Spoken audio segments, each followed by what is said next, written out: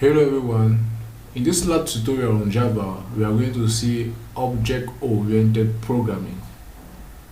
Object-oriented programming proper. Now, before we start this, we need again to have a brief review on what is object-oriented programming and why is it found here. We said initially that classes have functions. An example of function is a void function. That is why the class here is my Java class and it contains the function main function. In other cases, you also have other classes outside the class my Java class, and those classes are also going to have function which is necessary for the program to occur. Now, after knowing this brief introduction, we are going to pass into what I'm going to call object-oriented programming. So now, I initially told you that in order for you to call a function, let's say you want to access a function in the main function here. You want to access a function addition which is found in another class, and you want to bring it to use in the main function here. So what are you going to do? We are going to orient that function towards this main function here. So you are going to do an object-oriented programming. Object-oriented programming is based on the fact that you will convert first the class of that function you need addition. You convert that class into an object. As we have already seen in data structure in C++, you convert that into an object. When you convert that into an object, then you will take the value or the function from that object into this program. So let's see a small application of this object-oriented programming. This will be the basis that you are going to use in all your programming in Java.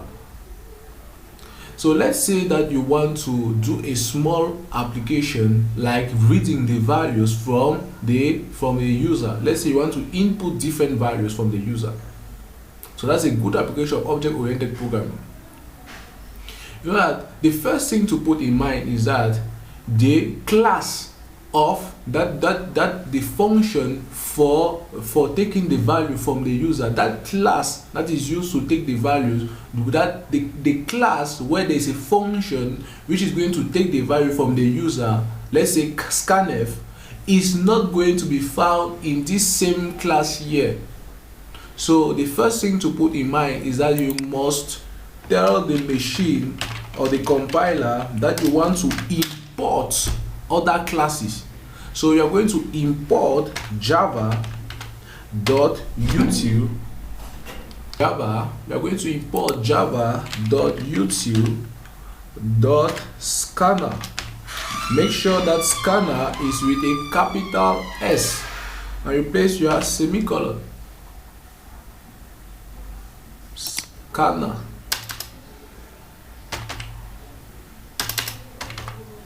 Make sure that the scanner is your capital S. You see that the red line has gone. Place your semicolon. Now you continue. So from here you are telling the compiler to go and take in the GRE system, because it's found in the GRE system library. You are telling to compiler to include this java.util scanner, that class where the function you want to take is found, because the class here is scanner. You want to include that particular class into this main class. So enter your static void main function. You continue. Let's say that I want to do an addition of two numbers from let's say that I want to do a program that is going to enter, where someone will enter my name and then it will enter into an addition of numbers. So I'll first have to enter string number, and then I'll enter two numbers for them to be added. So the next thing to do is that I'm going to create an object of the class scanner inside my function, my main function. So to do this, I'm going to place the word scanner at first, as we did first initially in C++. Then when I do the word scanner, I'm going to place an object here. That object, I'm going to call it inputting.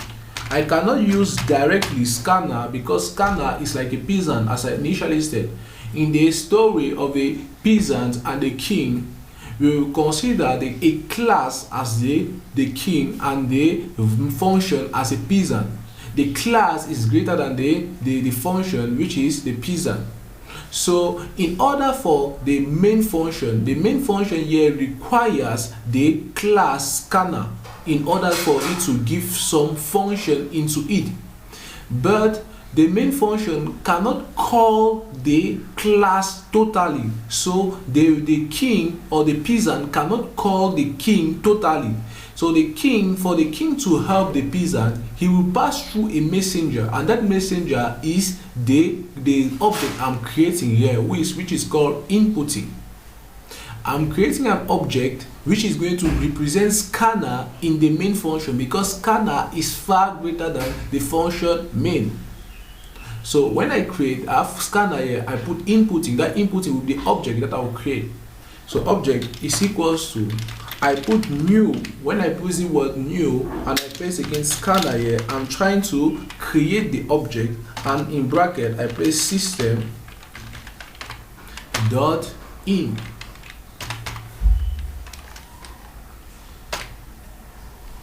So when I have this, no error shows again, no red line is underneath. So that is, here I've already instantiated an object. I've created an object which is going to represent scanner in my void function. When I have this, everything is okay. Now I'm capable of reading the value. Let's say I place integers. I have integers here. I will declare an integer, say number. Let's say a instead. So I'll declare an integer a. When I declare that integer a, I will read that integer into, I will take the value that the user is going to take in and place it into the integer. So how will I do it? I say a will be equals to, I then come up. So I say that inputting, I'm going to input this. So I can now use the word inputting. Inputting is the object of the class scanner. So now since inputting is the object of class scanner, we have to note again that this class scanner consists of different functions. We are going to see the function that this class scanner consists in this period of time, because scanner is giving the main function some public functions that it has for the main function to see into it, because the main function is asking the scanner class to give it some function that will enable it to read or to take the inputs that the user is going to take to give in. So let's see the different functions that scanner have right now. To see it, just place a full stop here. When you place that full stop, you see all the properties that scanner have. These are all the functions that scanner have. So I've created an object. When that object is created, I just need to place a and assigning where I want that the value that is being taken enters. I want that should be entering an integer. So I want that when you place decimal points here, the first one here are the first ones are the most one which are being involved with integers. We say I've involved here with integers, so the first ones are going to be given me are going to be integers. So you see that these are the functions which are inside the class scanner, and now I'm capable of using these functions because I've instantiated an object inside the main function. So I will take next int as being the function I want to read the value from the screen. So when I do it, I do my semicolon. So from here, I'm going to wait a moment, and there's going to be the value is going to enter an integer a. Now let's say I want to take the name of the author. So I'll write here string and I put name. I put a semicolon. Now make sure that the string, because you see that string is having a red line under, so there's an error. So you make sure that the string should always be in capital letter. When you have the string in capital letter, it means that you have instantiated a variable of type string. So we continue by saying that I want to enter the name of the author. I want you to enter the name of the tutor, of your tutor. So what will I do? I can system print on the screen system.out.print only. Place into it this. Enter the name of the tutor. Okay. When you have to enter the name of the tutor as such, cancel all this back.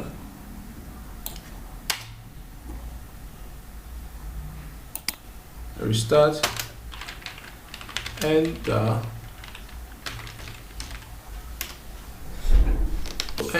the name of the tutor. So when you enter the name of the tutor, I place this at the end. Now I come here, I put two dots and I put a space for me to wait you to place the name. Place the name in. In order for you to place the name, I'm going to create, I've already created another data type of string. Inside that string, I'm going to place name. So here, I'm going to place name is equals to, I'll do the same thing with inputting here. So I have inputting here is equals to new scanner. No, I will not use again new scanner because this object has already been created.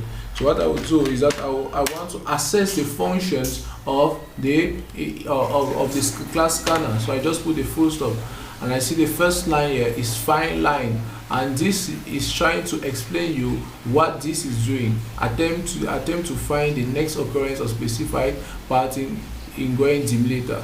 So I will try to see what I want in this. I'll take this next. So that's the one I'm going to use in order to enter my name. So these are all the functions which are involved. So when you enter my name, I will now compare. So when you enter the name, then you can proceed now to the next portion. Enter the name, go and proceed to the next portion. I'll write. Now enter two numbers. System. I copy this and then I come here, I paste. So you enter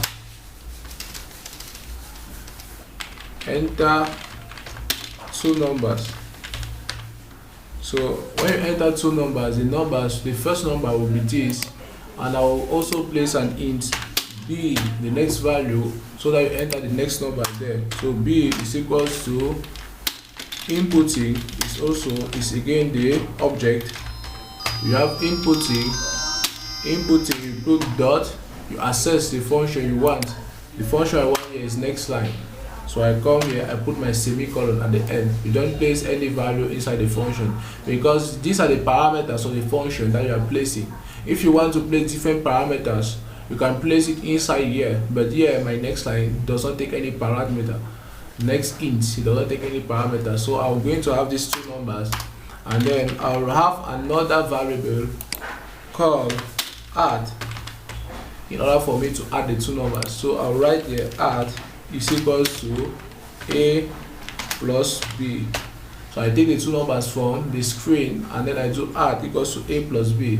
After that, I then come out and I do again this.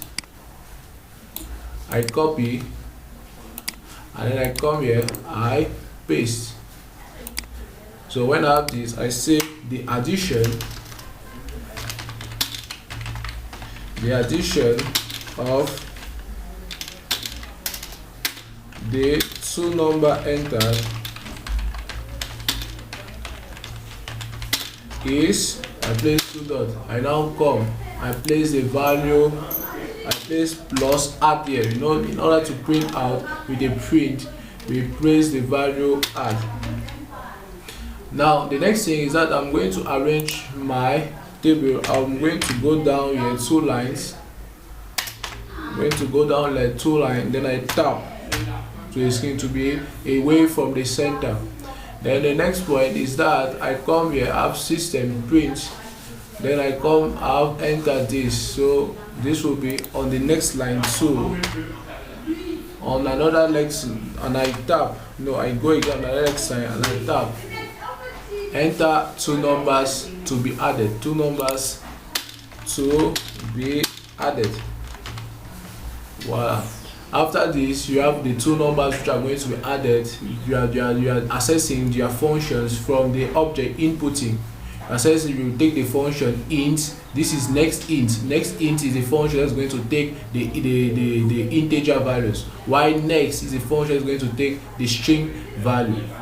Now you have add a plus b is going to add the 2 numbers that is being entered, and then you have addition equals to that. So you can now compile and you run. You have this, enter the name of the tutor. So let me enter the name of the tutor. I have the SCHRDBB. I press start, an error comes. 2 numbers to be added.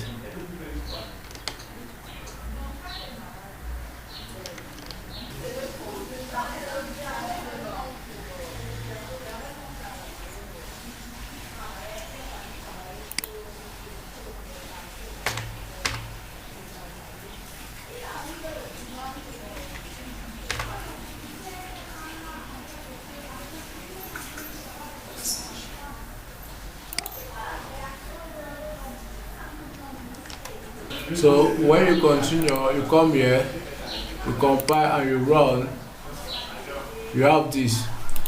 Now you first see that you have the SCHRDBB. When I place this and I compile, I see that an error comes. An error comes because this function I placed here, inputting this function next is, when you see the characteristic of next, they say find and return the next complete token from this scanner. A complete token is preceded and followed input matches delimiter patches. What I think is that this function here next is not involved with spaces. Anytime this function is going to see spaces, it's not going to work. That's why I can use another function in order to replace it. If I want to write day and I put a space, now to do that, I will just paste my dot here and I look for another good function. I find line string of that. I come here, I have next string pattern, this, I have next line here. Let me take this one. This one is better. So I have next line as such. This is the next line function. This next line I think is going to take all the values. So when you take this and you compile and run, you have here the SCHRDBB. When you do that, you see that it also take it. When you take next line also involved with the spaces, contrary to next. So next line also involved with the spaces. So you see there, you enter 2 numbers to be added. So my first number I'm going to enter will be 58, and the next number I'm going to add will be 54. When I do that, I have the addition of the 2 numbers is 112. So you see here that you have involved how to take some values from the screen, and to take the values of the screen, we should make sure that we should import the file that constitutes of our class scanner, because inside this class scanner that you are going to have the function necessary for you to take the value from the screen, and that those functions necessary for you to take the value from the screen are next int.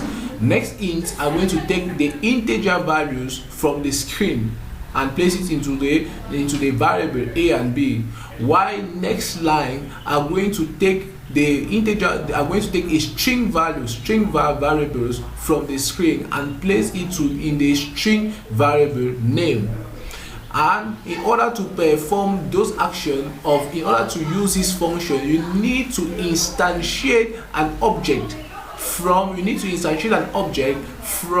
that is going to represent the class scanner inside the main function. This is because we summarize it as a king and a peasant. The peasant has to ask a help to the king, but the king cannot go to the peasant by itself. Peasant main function, king is a scanner. It cannot go to the peasant by itself, so it sends an object or a messenger, which is going to be considered as an object, and in this case it's inputting. It's from inputting now that you can call all the different functions of the class scanner. So this will mark our end of Java tutorial. Thanks for your kind attention.